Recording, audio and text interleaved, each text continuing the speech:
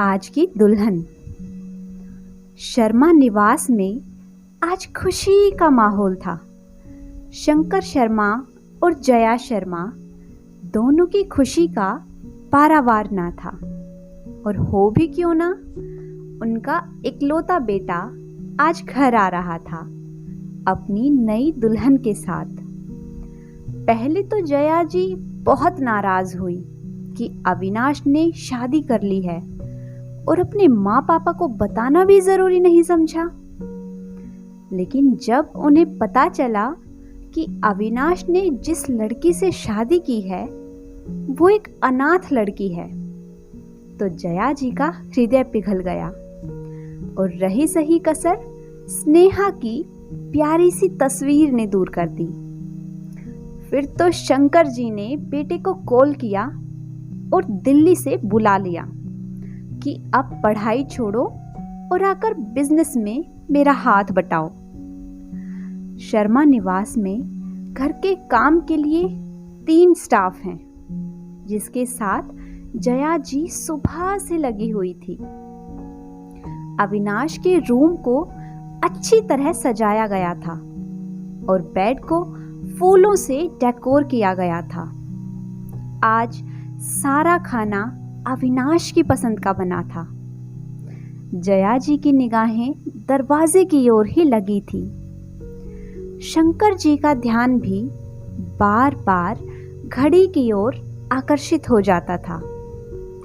आखिर घड़ी में 11 बजे और घर के बाहर कार रुकने की आवाज आई। जया जी जल्दी से दरवाजे पर आई और दरवाजे के पास चावल से भरा हुआ कलश रखा। कार से पहले अविनाश बाहर आया और उसके पीछे से एक लड़की जिसने टी-शर्ट और लेगिंग्स पहना था। ये लड़की यकीनन स्नेहा थी। स्नेहा के कपड़े देखकर जया जी को बिल्कुल अच्छा नहीं लगा। कार रुकते ही अगल बगल से पड़ोसी भी देखने लगे थे। आखिर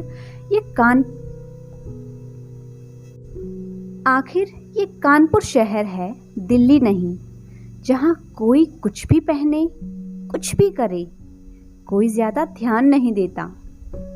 सारी पड़ोसनों के बीच उनकी बहू ऐसे कपड़े पहने हुए थी। इससे जया जी को बहुत बेइज्जती महसूस हुई। आखिर मन मारकर उन्होंने बेटे बहू की आरती उतारी और फिर स्नेहा ने अपने दाहिने पैर से चावल का कलश गिराया और गृह प्रवेश किया। अविनाश और स्नेहा दोनों अपने कमरे में गए और फ्रेश होकर आए। तब तक टेबल पर खाना लग गया था। चारों एक साथ बैठकर खाना खाने लगी। स्नेहा ने फिर से टी-शर्ट और लेगिंग्स ही पहना था। शंकर जी खाते खाते अविनाश से कुछ कुछ बोल रहे थे और जया जी का ध्यान इस ओर जा रहा था कि अविनाश कितना बदल गया है। बस अपनी बीवी की ओर ध्यान दे रहा है और अपने पापा की बातों का जवाब भी बस हाँ में दे रहा है। खाना खाने के बाद अविनाश ने स्नेहा का हाथ पकड़ा और दोनों अपने रूम में चले गए। जया जी को लगा था कि कुछ देर अविनाश उनके पास बैठेगा, पर उनके अरमान मन में ही रह गए। शंकर जी, तुम इतनी उदास क्यों हो? सुबह तक तो बहुत खुश थी।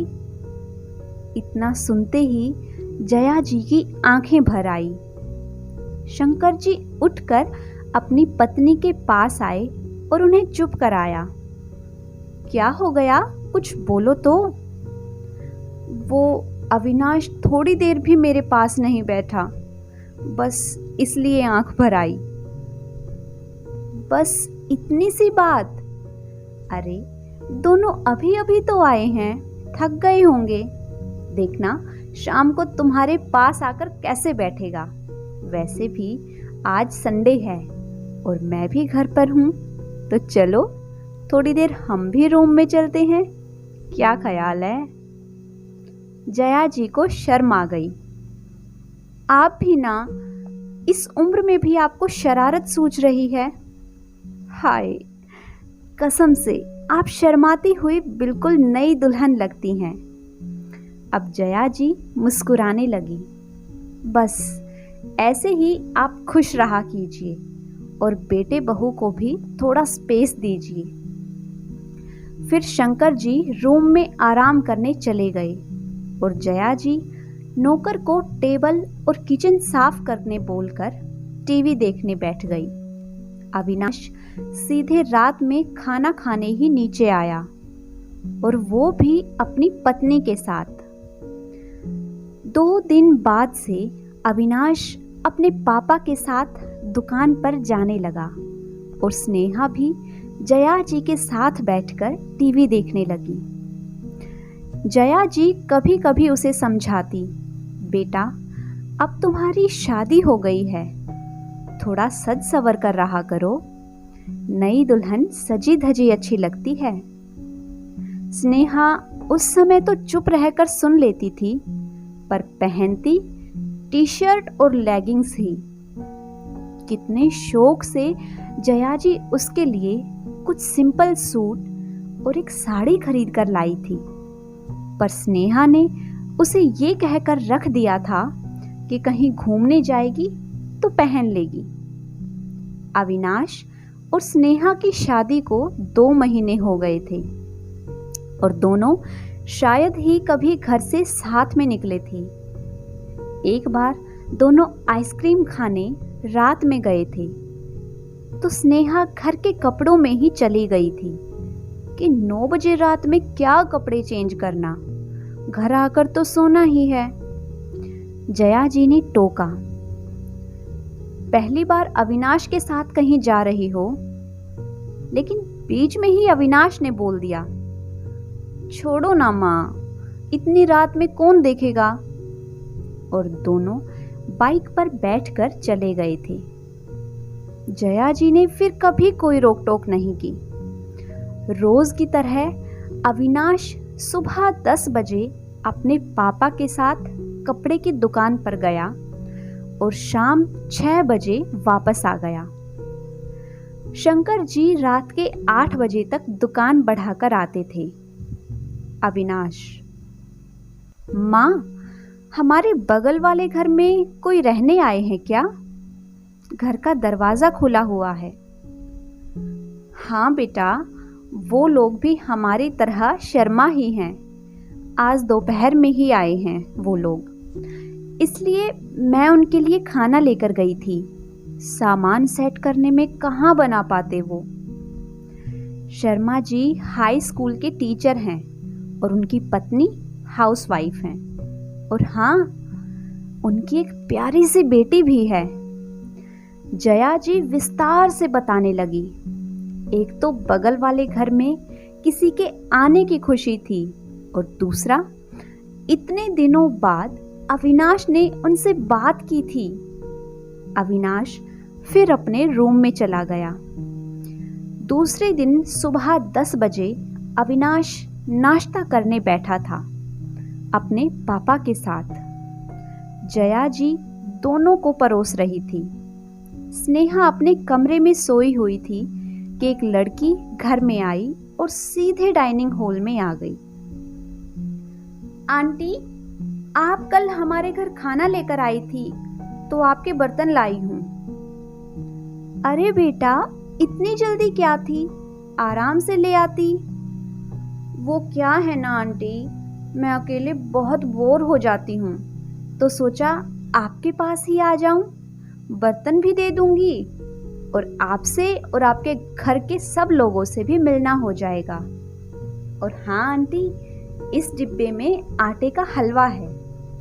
फिर शंकर जी की ओर मुड़ी और उन्हें नमस्ते किया। फिर अविनाश से हेलो किया और पूछ लिया, आपका क्या नाम है?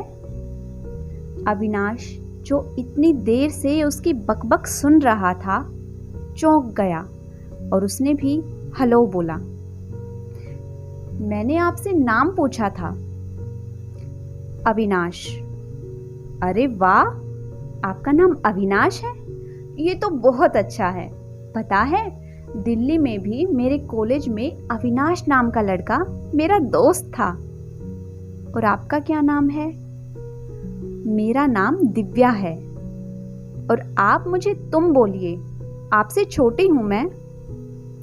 अच्छा आंटी, अब चलती हूं। उसके जाने के बाद, माँ कितना बोलती है ये। हाँ बेटा, बोलती तो है। अभी देखा ना, अभी तो आई है, पर लगता है कब से हम लोग जानते हैं इसे। उसी शाम 7 बजे हैं और अभी तक अविनाश घर नहीं आया है। पहले तो जया जी ने ज्यादा ध्यान नहीं दिया, पर जब 8 बजे शंकर जी भी घर आ गए तो उन्हें चिंता होने लगी और उन्होंने अविनाश को कॉल किया।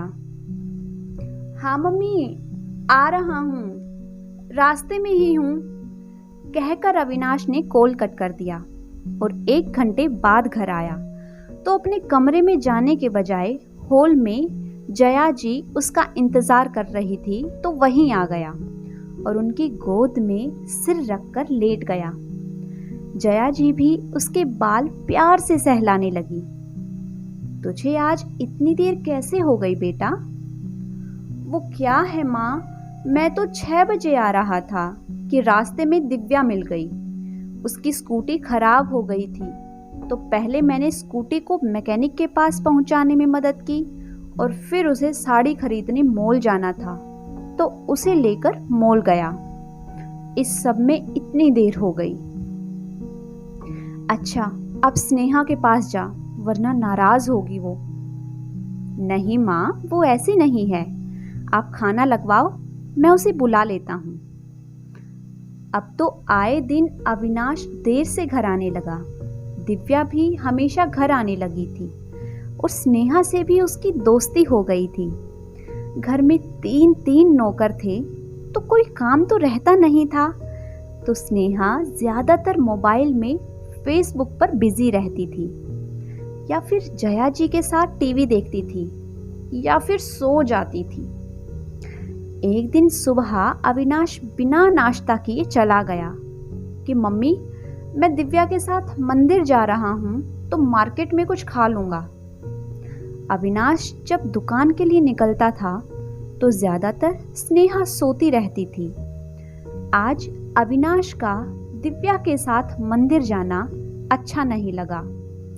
वो स्नेहा की हरकतों से परेशान हो गई थी, पर अपने बेटे बहू को दूर होते भी नहीं देखना चाहती थी। जब स्नेहा ने नाश्ता कर लिया तो जया जी ने उसे अपने पास बिठाया और पूछा, तुम अविनाश से प्यार करती हो? स्नेहा ये सुनकर शर्मा गई और नजरें झुका ली।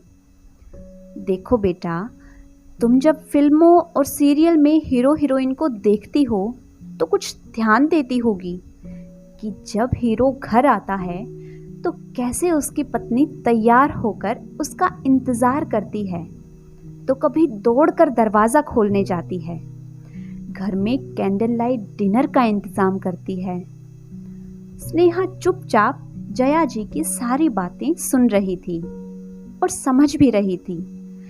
आजकल उसे भी महसूस हो रहा था कि अविनाश उससे दूर हो रहा है। स्नेहा ने कहा, मम्मी जी चलिए ना, पार्लर चलते हैं। जया जी खुश हो गई और उसे भी तैयार होने को बोलकर खुद भी तैयार होने चली गई। आज शाम 6 बजे अविनाश घर आ गया था। जैसे ही वो बेल दबाने वाला था कि स्नेहा ने दरवाजा खोल दिया। अविनाश ने अचानक से दरवाजा खुलने से हड़बड़ाकर स्नेहा को कमर से पकड़ लिया। स्नेहा ने खुद को अविनाश से अलग किया और छत पर भाग गई। अविनाश स्नेहा का ये रूप देखकर मदहोश था।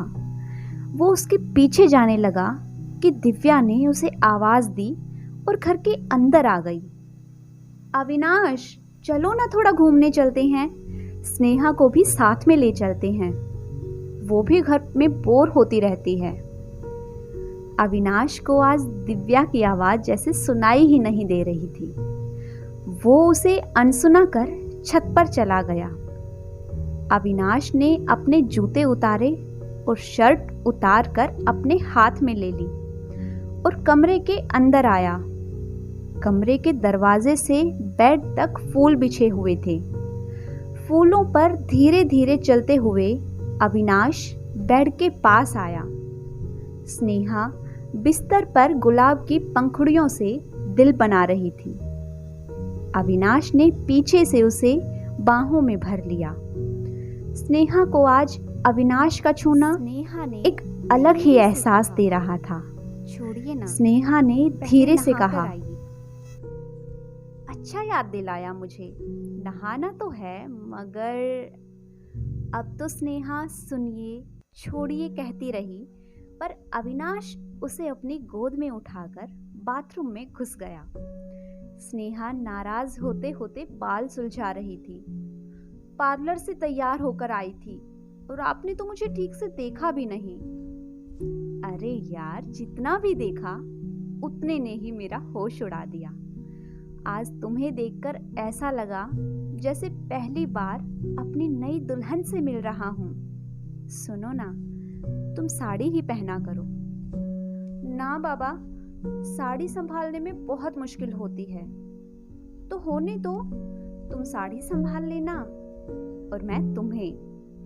बोलते बोलते अविनाश स्नेहा के करीब आ गया था, इतना कि दोनों को एक दूसरे की धड़कन साफ सुनाई दे रही थी। आज सही मायने में स्नेहा अविनाश की दुल्हन बन गई थी। और नीचे टीवी में गाना बज रहा था। तुम रूठी रहो मैं मनाता रहूं, तुम रूठी रहो मैं मनाता रहूं कि इन अदाओं पे और प्यार आता है, इन अदाओं पे और प्यार आता है। अगर आपको आज की मेरी ये कहानी पसंद आई है तो वीडियो को लाइक कीजिए, शेयर कीजिए। साथ ही अगर आपने अभी तक मेरे चैनल को सब्सक्राइब नहीं किया है तो जल्दी से चैनल को सब्सक्राइब कर लें। Thanks for watching.